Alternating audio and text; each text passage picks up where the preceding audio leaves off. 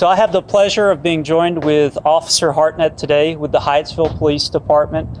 He's had a Chevrolet Bolt for almost the past 3 years, and I just wanted to see what his experience has been like and ask him a few questions. He's been gracious enough to give us time today, so thank you very much for that. But I first wanted to know the backstory to you driving this vehicle. How did that all come about? Well, it came out of my enthusiasm in electric vehicles. So basically, back in early 2015, my girlfriend and I made our first foray into electric cars with the BMW i3. Like most new owners of electric vehicles, we had a little bit of range anxiety, so we got the model that had the gas backup to it. And we quickly fell in love with the car, and we quickly learned that the limited range at the time, which was about 90 miles, was more than sufficient for most all of our everyday needs. It was rare that we had to use the gas motor, and that really got me excited about electric cars. As I said, I'd had an interest in them before that, but having owned one now for a couple of years, I said, I think this would make a great police car. Not the i3 necessarily, because it was a two-door, but something similar. Into our second year of ownership, Chevy came out with the Bolt, the end of 2016.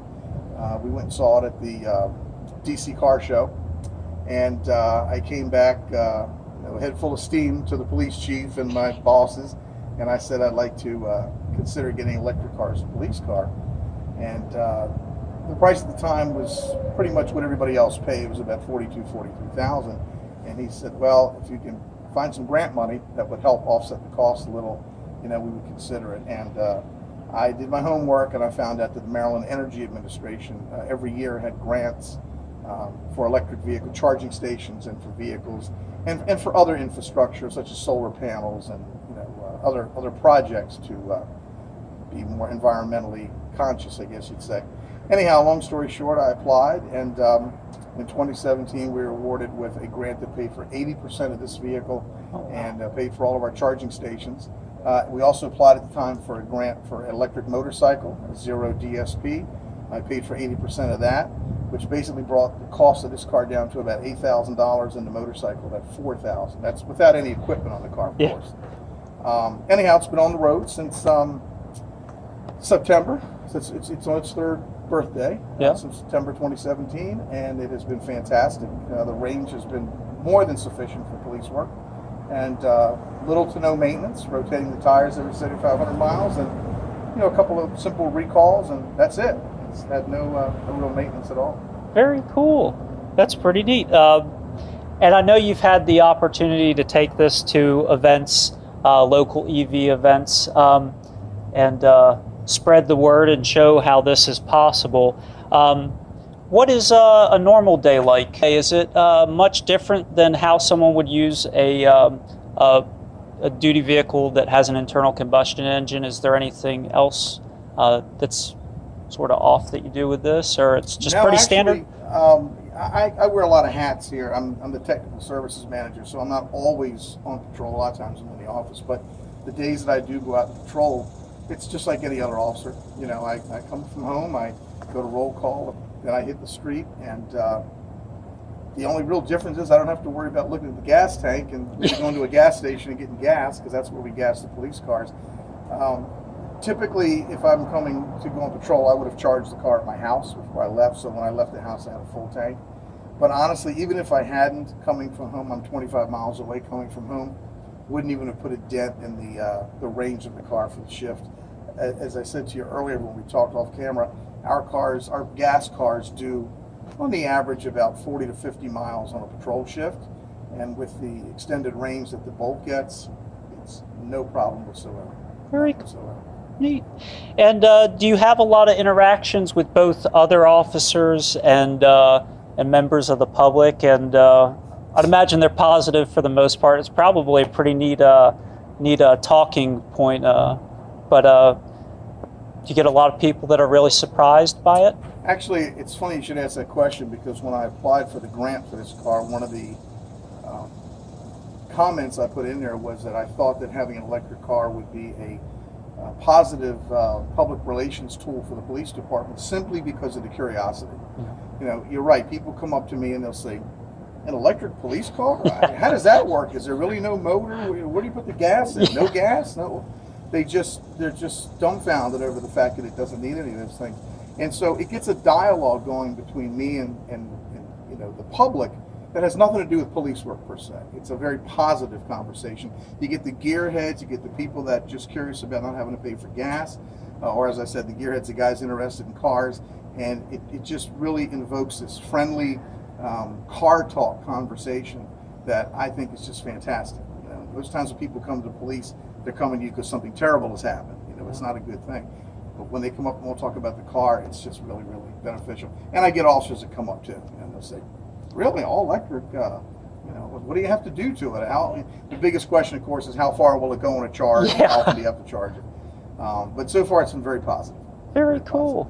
And you mentioned pretty much just doing tire rotations, so there's no strange problems either with repairs or maintenance that you've experienced in the past The only years? thing I did forget to mention, we did change the cabin air filter. Oh, yeah. One time that was, I think, a whopping $20. Yeah, that one's a biggie. Really easy, but no, there's been no problems at all with the added electrical equipment on the battery, or with anything else other than rotate the tires. It's been very, very maintenance free. Meanwhile, our gas cars are always in the shop. Yeah, they're always in the shop getting for something, oil changes, or something's leaking, or just a myriad of problems. Sometimes they're under warranty and sometimes they're not, but they just seem to always be in the shop, and fortunately mine hasn't been in the shop really at all. Yeah. About a year ago there was a news article involving a Tesla Model S patrol car that was with the Fremont Police Department, and how it almost ran out of range during a chase, and afterwards the officer admitted he just simply forgot to charge it.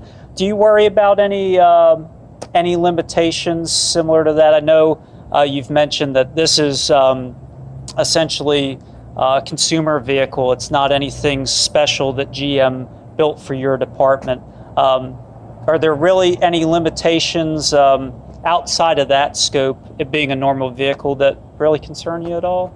Not really. I mean, honestly, the one real difference between this and, say, a gas-powered car is the high-end speed.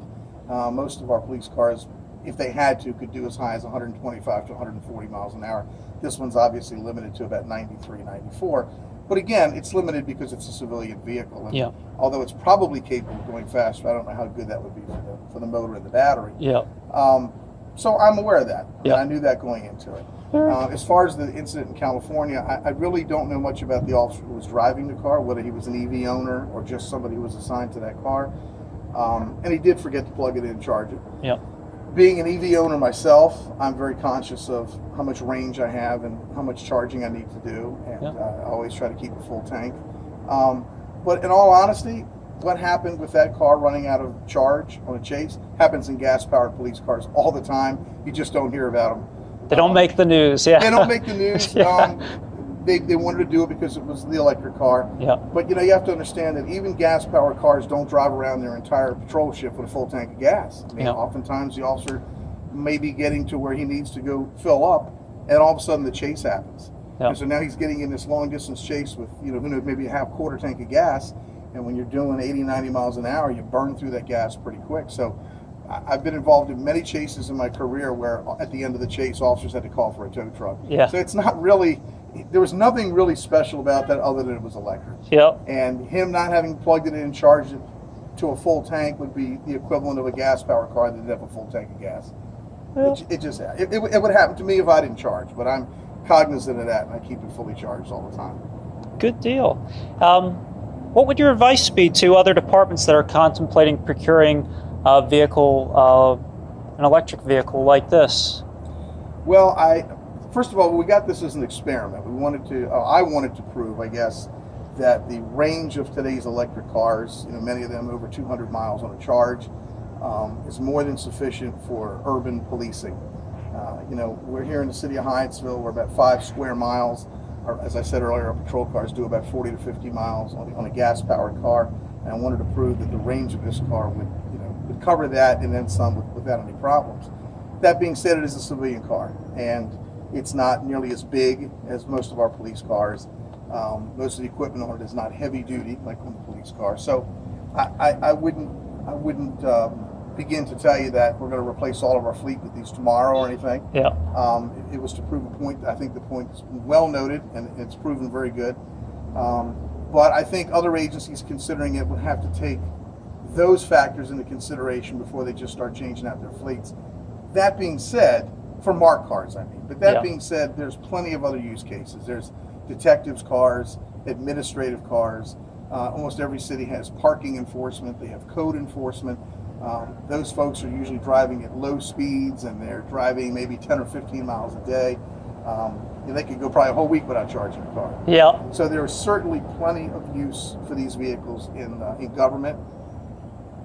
A marked patrol car may not always be the answer today, but I think as we progress into the future and they get bigger and they become more purpose-built, I think you'll see that more and more agencies will latch onto them. Plus the prices are coming down, which is a huge help. Oh yeah, that's always important. And last question for you. Has your experience driving the Bolt prompted you to recommend the Bolt or other electric vehicles to people in the market for a new vehicle? Absolutely, absolutely. You're an electric vehicle owner yourself, and you know that once you start driving an electric car, you really can't stop talking about how great it is, and so you naturally navigate towards telling people this is what your next car should be. It doesn't have to be the Bolt necessarily, but an electric vehicle. And to be honest with you, most people, once they get behind the wheel and drive an electric car, they're sold. So yes, I highly recommend whatever flavor you like, whether it's a Chevy or it's a Hyundai or any of the other ones that are out there, because now we have some choices that we didn't have a few years ago. But I highly recommend people at least test drive one at the dealership and see what it's like. And if you like it, get it. Yeah. Well, thank you very much for your time today. I really appreciate it. It's been a real privilege talking to you. Thank you. And I really do appreciate you've been sort of a trailblazer, very much so in this sense. And thank you for all the work that you're doing. I greatly appreciate it, both with electric vehicles and police work. You're quite welcome. Thank you.